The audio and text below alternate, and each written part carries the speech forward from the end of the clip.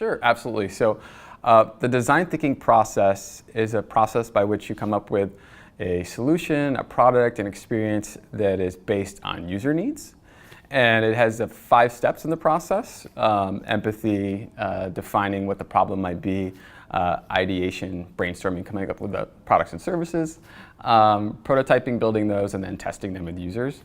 And in the case of McClatchy, we believe those users span our employees, our consumers of our content, and then our advertisers. And we believe to be successful long term, we need to be meeting the needs of all 3 of those stakeholders. So we try and deploy it very broadly at our company.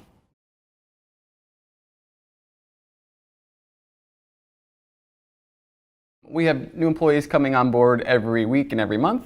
And myself and my colleagues travel around McClatchy, and we run what we call Spark Series, or innovation boot camps, that are a day and a half in length.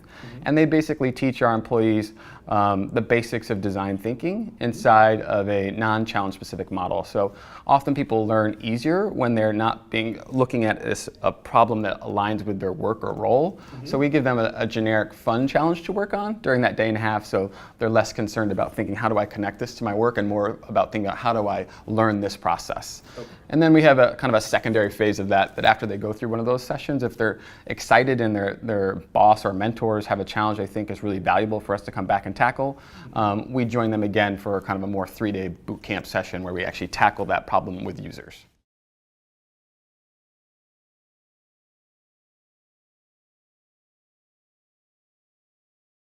So we're measuring it across a bunch of different spaces. So employee retention, so seeing those folks who go through, if they have a higher retention rate and a higher promotion rate inside the company. We also look at net promoter scores, so we are measuring at the end of each design thinking session how likely an employee is to kind of recommend and say, yeah, I would like my peers to go through this, I see this as being valuable. We're also looking at the time spent on specific design thinking challenges, looking at the costs associated with dedicating FTEs to that challenge and what the outcome might have been, whether it was retaining a business that might be looking to leave or getting new business.